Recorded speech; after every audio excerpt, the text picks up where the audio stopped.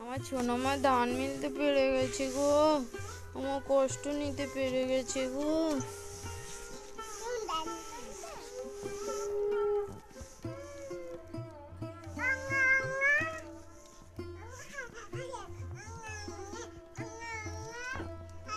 মাথায় ওগুলো লেগে যাবে, হাত দিয়ে করে এবার হাত।